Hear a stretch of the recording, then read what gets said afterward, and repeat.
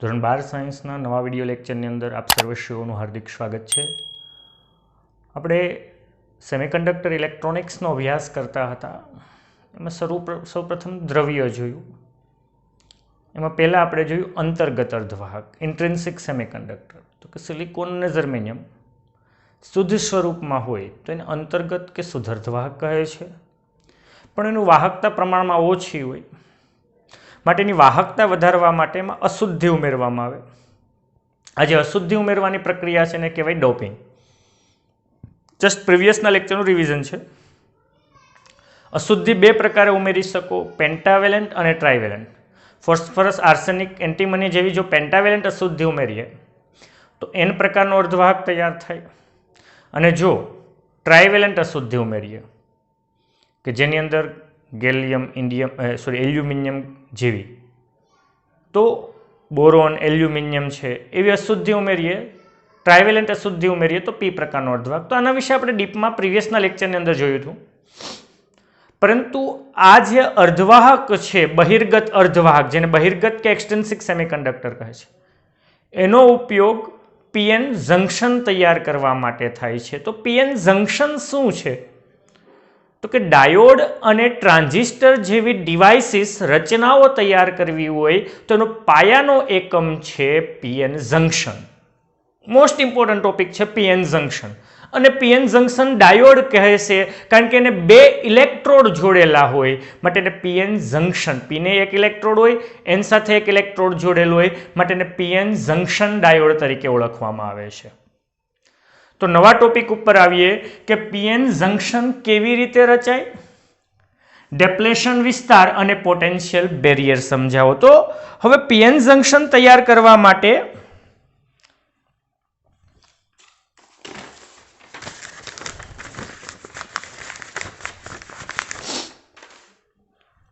એક સિલિકોન કે જર્મેનિયમનો શુદ્ધ અર્ધવાહક લો, એક પાતળું સ્તર લો. આપણે લઈએ સિલિકોન. તો કે સિલિકોન અર્ધવાહકનું પાતળું સ્તર લો, શુદ્ધ અર્ધવાહક સિલિકોનનું. એમાં કોઈ એક તરફના વિસ્તારમાં, સપોઝ કે આ ડાબી બાજુના વિસ્તારમાં ટ્રાઇવેલેન્ટ અશુદ્ધિ ઉમેરો. ટ્રાઇવેલેન્ટ એટલે કોણ? તો કે જેની છેલ્લી કક્ષામાં 3 ઇલેક્ટ્રોન્સ હોય, એલ્યુમિનિયમ, બોરોન, ગેલિયમ જેવી. તો જો એમાં ટ્રાઇવેલેન્ટ અશુદ્ધિ ઉમેરવામાં આવે સિલિકોનના અર્ધવાહકમાં, જો ટ્રાઇવેલેન્ટ અશુદ્ધિ ઉમેરીએ તો જે વિસ્તારમાં તમે ટ્રાઇવેલેન્ટ અશુદ્ધિ ઉમેરી હોય એમાં P પ્રકારનો અર્ધવાહક તૈયાર થાય. અને P પ્રકારનો અર્ધવાહક હોય તો મેજોરિટી ચાર્જ કેરિયર કોણ હોય છે? હોલ હોય છે, જેને એક મોટા ટપકા વડે દર્શાવું છું. તો આ P પ્રકારનો અર્ધવાહક તૈયાર થયો. અને માઇનોરિટી ચાર્જ કેરિયર કોણ હોય છે? ઇલેક્ટ્રોન્સ હોય છે, જેને ડોટ ડોટ વડે. પણ હોલની સંખ્યા ઘનતા ઇલેક્ટ્રોન કરતાં વધારે હોય છે. જ્યારે બીજા વિસ્તારમાં પેન્ટાવેલેન્ટ અશુદ્ધિ, ફોસ્ફરસ, આર્સેનિક જેવી, દાખલા તરીકે આર્સેનિક, એન્ટીમની, બિસ્મથ જેવી પેન્ટાવેલેન્ટ અશુદ્ધિ ઉમેરીએ તો જે વિસ્તારમાં તમે પેન્ટાવેલેન્ટ અશુદ્ધિ ઉમેરી હોય એમાં કયો અર્ધવાહક તૈયાર થાય? N પ્રકારનો. આના પ્રીવિયસના લેક્ચરની અંદર આપણે ભણ્યા હતા. તો અહીંયા N પ્રકારનો અર્ધવાહક તૈયાર થાય, જેમાં majority charge carrier electron dot dot વડે અને માઇનોરિટી હોલ તો હોય તો છે. જો માઇનોરિટી ચાર્જ કેરિયર તરીકે કોણ હોય છે? હોલ હોય છે. તો ફરીથી PN જંક્શન તૈયાર કરવા માટે સિલિકોન કે જર્મેનિયમ, શુદ્ધ સિલિકોન કે જર્મેનિયમનું એક પાતળું સ્તર, વેફર્સ જેવું પાતળું સ્તર લો, જેના કોઈ એક તરફના વિભાગની અંદર ટ્રાઇવેલેન્ટ અશુદ્ધિ અને બીજા વિસ્તારમાં પેન્ટાવેલેન્ટ અશુદ્ધિ ઉમેરવામાં આવે. જે વિસ્તારમાં ટ્રાઇવેલેન્ટ અશુદ્ધિ ઉમેરી એમાં P પ્રકારનો અર્ધવાહક તૈયાર થાય, જ્યાં પેન્ટાવેલેન્ટ અશુદ્ધિ ઉમેરી ત્યાં N પ્રકારનો અર્ધવાહક. અને આ P પ્રકાર અને N પ્રકારના અર્ધવાહકની વચ્ચેનો જે વિસ્તાર છે એને કહેવાય PN જંક્શન કહે છે. બીજું કંઈ નહીં. જંક્શન એટલે આપણે જંક્શન નામ સાંભળ્યું હશે, જુનાગઢ જંક્શન, રાજકોટ જંક્શન, કે જ્યાં વધારે બે થી વધારે પાટાઓ ભેગા થતા હોય એને જંક્શન કહેવાય. તો અને P અને N બંને ભેગા થાય માટે એને PN જંક્શન કહે છે. તો અહીંયા PN જંક્શનની રચના થઈ. હવે આપણે ખબર છે કે જ્યાં જેની સંખ્યા ઘનતા વધારે, સંખ્યા ઘનતા એટલે શું? એકમ કદ દીઠ ઇલેક્ટ્રોનની સંખ્યા, તો એને ઇલેક્ટ્રોન સંખ્યા ઘનતા, અને એકમ કદ દીઠ હોલની સંખ્યા, તો એને કહેવાય હોલની સંખ્યા ઘનતા. તો પી પ્રકારના અર્ધવાહકમાં હોલની સંખ્યા ઘનતા વધારે છે, અને આપણે ખબર છે વધારાથી ઓછા તરફ પ્રવાહનું વહન થાય. દાખલા તરીકે પાણીનો વધારે જથ્થો હોય ને જ્યાં ઓછો હોય તો વધારાથી ઓછા તરફ જાય, એ તો ખબર છે ને આપણે. ઊંચા દબાણથી નીચા દબાણ તરફ હવા જાય. તો બસ એ જ અહીંયા હોલની સંખ્યા ઘનતા વધારે છે. તો પી વિભાગમાં રહેલા હોલ એ જંકશન પાર કરી અને એન વિભાગ તરફ વહન કરે, વિસ્તરણ પામે. આ જે કરંટ છે એને ડિફ્યુઝન કરંટ કહેવાય. Diffusion current. જો બે પ્રકારના કરંટ આવશે, ડિફ્યુઝન વિસ્તરણ પ્રવાહ, ડિફ્યુઝન કરંટ, અને ડ્રિફ્ટ કરંટ આવશે. તો ડિફ્યુઝન કરંટમાં શું હોય કે જ્યાં જેનું કોન્સન્ટ્રેશન વધારે હોય, જેની સંખ્યા ઘનતા વધારે, પી વિભાગમાં હોલની સંખ્યા ઘનતા વધારે, માટે પી વિભાગમાં રહેલા હોલ જંકશન પસાર કરી પી થી એન તરફ જાય. હોલ ક્યાં જાય? પી થી એન તરફ. અને એન વિભાગમાં કોની સંખ્યા ઘનતા વધારે છે? ઇલેક્ટ્રોનની. તો એન વિભાગમાં રહેલા ઇલેક્ટ્રોન, એન વિભાગમાં રહેલા ઇલેક્ટ્રોન ક્યાંથી ક્યાં જાય? એન થી પી તરફ જાય છે. ફરીથી એક સાઈડ ટ્રાઇવેલેન્ટ, એક સાઈડ પેન્ટાવેલેન્ટ, આ બાજુ પી પ્રકારનો અર્ધવાહક, આ બાજુ એન પ્રકારનો અર્ધવાહક, વચ્ચે જંકશનની રચના થાય. પણ પી વિભાગમાં હોલની સંખ્યા ઘનતા વધારે, તો પી વિભાગમાં રહેલા હોલ જંકશન પાર કરી એન વિભાગમાં, એન વિભાગમાં ઇલેક્ટ્રોનની સંખ્યા ઘનતા વધારે, તો એન વિભાગના ઇલેક્ટ્રોન જંકશન પાર કરીને ક્યાં આવે? પી વિભાગમાં. જેના કારણે ડિફ્યુઝન કરંટ રચાય છે, જેનું પ્રવાહ, જેનું મૂલ્ય શરૂઆતમાં વધારે હોય છે. પરંતુ અહીંયા ઇન્ટરેસ્ટિંગ વસ્તુ થાય. હવે જોજો, અહીંયા કયો છે? પી. અહીંયા કોણ છે? એન. આમાં કોની સંખ્યા પીમાં વધારે? હોલની. કોની ઓછી? ઇલેક્ટ્રોનની. આમાં કોની વધારે? ઇલેક્ટ્રોનની. અને હોલની સંખ્યા ઘનતા ઓછી હોય. પરંતુ હવે જંકશન પાસેના, સૌપ્રથમ પી વિભાગમાં આ પી હતો, આ એન હતો. તો શરૂઆતમાં જંકશન પાસેના જે પી વિભાગમાં હોલ છે એ એન વિભાગમાં ગયા. તો અહીંયા હોલ છે, કોઈ પણ હોલ હતો શેમાં? જોજો આપણે ભણ્યા સિલિકોન, સોરી અહીંયા કોણ હતું? એલ્યુમિનિયમ હતું. એ સિલિકોન સાથે પાડોશી 4 સિલિકોન સાથે સહસંયોજક બંધ બનાવતું હતું.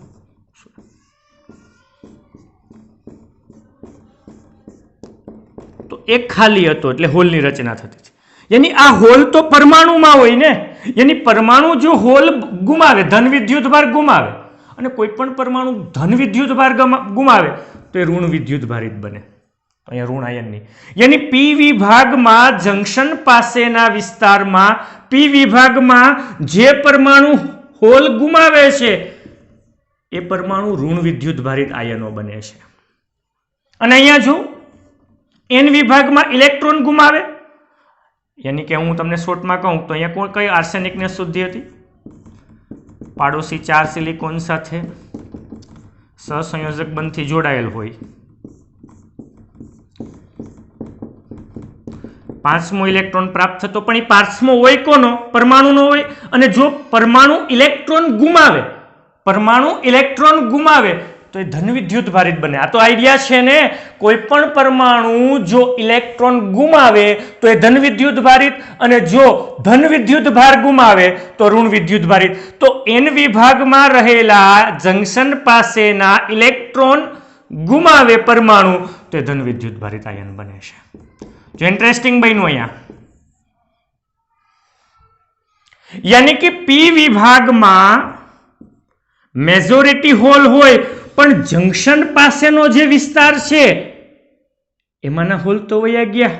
યાની કે પી વિભાગમાં જંકશન પાસેના વિસ્તારમાં મેજોરિટી હવે હોલ નથી. એન વિભાગમાં મેજોરિટી ઇલેક્ટ્રોન હોય, પણ જંકશન પાસેના વિસ્તારમાં મેજોરિટી હવે ઇલેક્ટ્રોન હોતા નથી. યાની કે જો ઇન્ટરેસ્ટિંગ, यानी इंटरेस्टिंग, यानी पी विभाग में जंक्शन पासेनो विस्तार પોતાના મેજોરિટી ચાર્જ કેરિયરની દ્રષ્ટિએ ખાલી અને એન તરફનો વિભાગ જંક્શન પાસેનો એ પોતાના મેજોરિટી દ્રષ્ટિએ ખાલી હોય.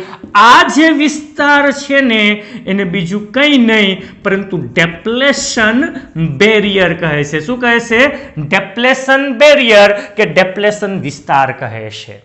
હવે શું થાય તો કે હવે હોલ છે એને પી થી એન તરફ જવું, ડિફ્યુઝન કરવું, પણ એને જંક્શન પાર કરવું એ મોંઘું પડે. જંક્શન પાર નથી કરતા એટલે ડિફ્યુઝન કરંટ ઘટતો જાય.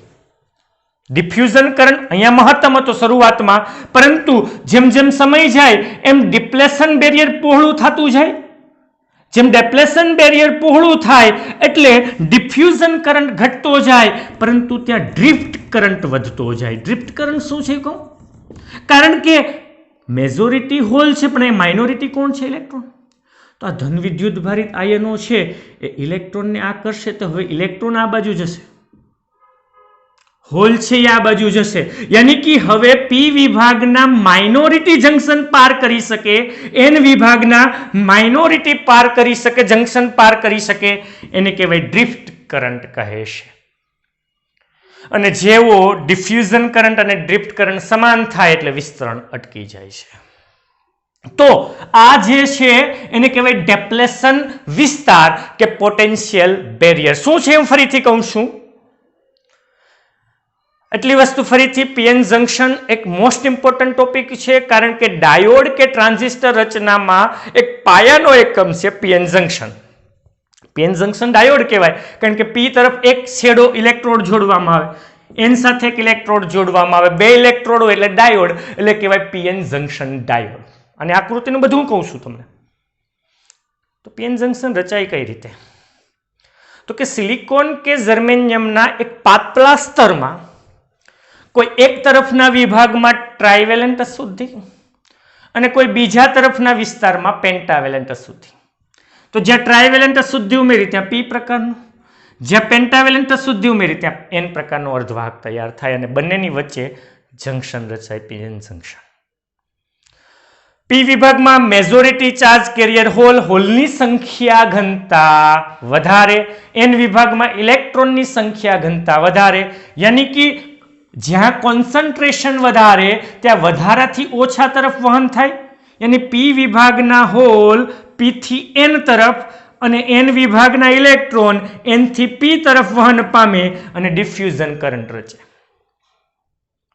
પરંતુ જો હોલ ગુમાવે તો ત્યાં ઋણ વિદ્યુત ભારિત આયન, ઇલેક્ટ્રોન ગુમાવે તો ધન વિદ્યુત ભારિત આયન. તો જંક્શન પાસેના હોલ પહેલા આ બાજુ ગયા તો ત્યાં ઋણ આયન ઉત્પન્ન થાય, ઇલેક્ટ્રોન છે આ બાજુ ગયા તો ત્યાં ધન આયન ઉત્પન્ન થાય. યાની કે ત્યાં ડેપ્લેશન વિસ્તારની રચના થઈ, ડેપ્લેશન બેરિયર. તો ડેપ્લેશન વિસ્તાર એટલે શું? તો કે પીએન જંક્શનની અંદર જંક્શન પાસેનો વિસ્તાર પી તરફના અર્ધવાહકનો પોતાના મેજોરિટી ચાર્જ કેરિયરની દ્રષ્ટિએ ખાલી હોય, એન તરફનો વિસ્તાર પોતાના મેજોરિટી ચાર્જ કેરિયરની દ્રષ્ટિએ ખાલી હોય. એ જે વિસ્તાર જે પોતાના મેજોરિટી ચાર્જ કેરિયરની દ્રષ્ટિએ ખાલી હોય એને કહેવાય ડેપ્લેશન બેરિયર અને એની પહોળાઈ 0.5 માઇક્રોમીટરના ક્રમની હોય. યાની કે અહીંયા એક પ્રકારનું વિદ્યુત સ્થિતિમાન, એક પ્રકારનું વોલ્ટેજ, અહીંયા ધન છે અહીંયા ઋણ છે, તો ધનથી ઋણ એન થી પી તરફનું, જો આ સાઈડ એન છે આ સાઈડ પી છે, તો ધનથી ઋણ એન થી પી તરફનું એક વોલ્ટેજ વિદ્યુત સ્થિતિમાન ઉત્પન્ન થાય છે, એને કહેવાય પોટેન્શિયલ બેરિયર કહે છે. જે હું આ રીતે પહોળાઈ હોય તો એનું કંઈક આ રીતે પોટેન્શિયલ બેરિયર ઉત્પન્ન થાય છે. આ બહુ વધારે ન હોય, 0.5 0.6 નાના વોલ્ટેજના ક્રમનું હોય. પરંતુ આ પીએન જંક્શનને જ્યાં સુધી બહારથી કોઈ વોલ્ટેજ ન આપવામાં આવે ત્યાં સુધી એના કંઈ કામ રહેતું નથી. એ હું તમને આના પછીની વાત ટોપિકની અંદર કહું છું. એટલે આટલું વસ્તુ વાંચી નાખજો.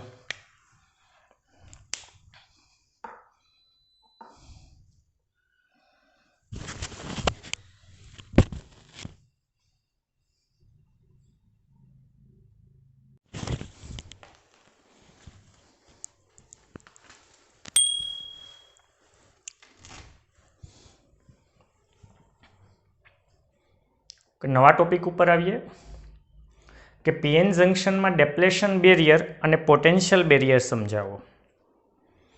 તો કે ભાઈ પીએન જંક્શનમાં ડેપ્લેશન બેરિયર એટલે શું? તો પ્રીવિયસના ટોપિકની અંદર કીધું હતું કે પીએન જંક્શનનો એવો વિસ્તાર કે જે પોતાના મેજોરિટી ચાર્જ કેરિયરની દ્રષ્ટિએ ખાલી હોય. તો આ પી વિભાગ છે, એમાં મેજોરિટી કોણ હોય છે? હોલ.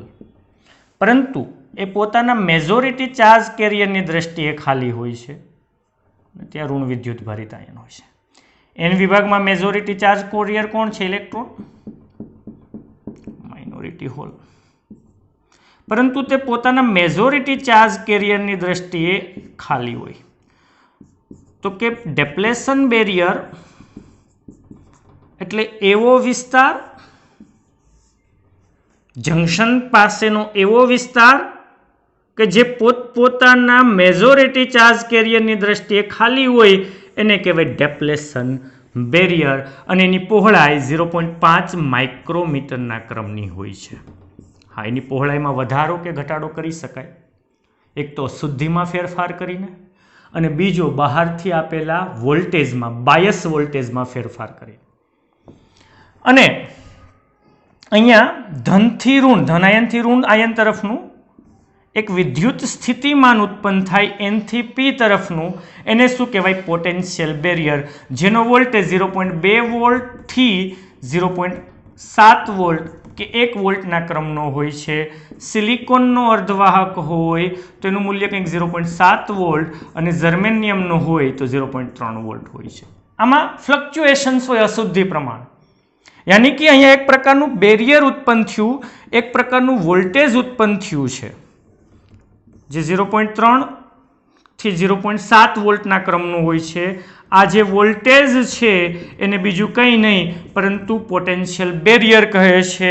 પરંતુ એનો ઉપયોગ આપણે નથી કરી શકતા.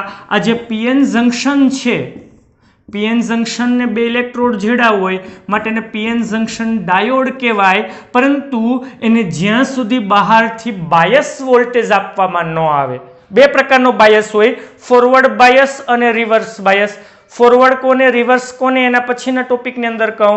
પરંતુ જ્યાં સુધીથી એને બહારથી વોલ્ટેજ ન આપવામાં આવે ત્યાં સુધી એનો ઉપયોગ આપણે કરી શકતા નથી. ભલે એની પાસે બાયસ વોલ્ટેજ પોટેન્શિયલ બેરિયર છે, પણ એનો આપણે ઉપયોગ નથી કરી શકતા. રેડી? તો આ ડેપ્લેશન બેરિયર અને આ પોટેન્શિયલ બેરિયરનો ટોપિક છે, અહીંયા પૂરો કરીએ છીએ. લખી નાખજો.